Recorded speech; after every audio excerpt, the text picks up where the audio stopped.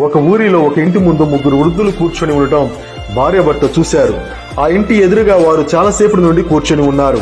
భార్య బయటికి వెళ్లి అడుగుతుంది, మీరు ఎవరో మాకు తెలియదు, చాలాసేపటి నుండి ఇక్కడ కూర్చోవడం చూశాము, మీకు ఖచ్చితంగా ఆకలి అవుతూ ఉండవచ్చు. నేను నా భర్త మిమ్మల్ని ఇంటిలోకి ఆహ్వానిస్తున్నాం, మాతో కలిసి ఆహారాన్ని తీసుకోండి అని అడిగింది. వాళ్ళు చెప్పారు, మేము అందరం కలిసి ఒక ఇంటిలోకి రాలేము అని ఒక పెద్దాయన అన్నారు. ఎందుకు అలా అని ఆమె అడిగింది. ఆ పెద్దాయన వివరిస్తున్నాడు, ఇదిగో ఇతని పేరు సంపద. ఇతను ఎవరి ఇంటిలోకి వెళ్తాడో ఆ ఇల్లు సంపదతో వికసిస్తుంది. ఆయన రెండో వ్యక్తిని చూపిస్తూ, ఆయన పేరు జయం. అతను ఎవరి ఇంటిలోకి వెళ్ళినా ఆ ఇల్లు జయధ్వనులతో వర్ధిల్లుతుంది. చివరిగా నా పేరు ప్రేమ. నేను ఏ ఇంటిలోకి వెళ్ళినా ఆ ఇల్లు ప్రేమ అనురాగాలతో ఆనందిస్తుంది అన్నాడు. ఆమె ఇంటిలోకి వెళ్లి తన భర్తతో ఎవరిని ఇంట్లోకి ఆహ్వానిద్దామని సంతోషంతో అడుగుతుంది. ఆమె భర్త చాలా సంతోషంతో అంతా విని చెప్తున్నాడు, మనం సంపదకు స్వాగతం పలుకుదాం అన్నాడు. భార్య అడుగుతుంది, ఎందుకు జయాన్ని పిలవకూడదు అని.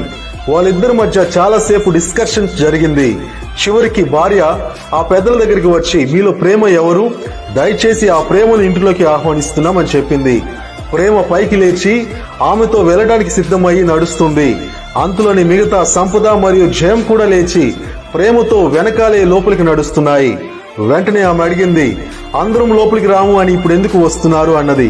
ప్రేమ చెప్తుంది, మీరు సంపద లేదా జయాన్ని కోరితే ఇద్దరు బయట ఉండాల్సిందే, కానీ మీరు ప్రేమను పిలిచారు, ప్రేమతో పాటే ఎక్కడికైనా సంపద మరియు జయం కూడా ఇంట్లోకి వస్తాయి అన్నాడు.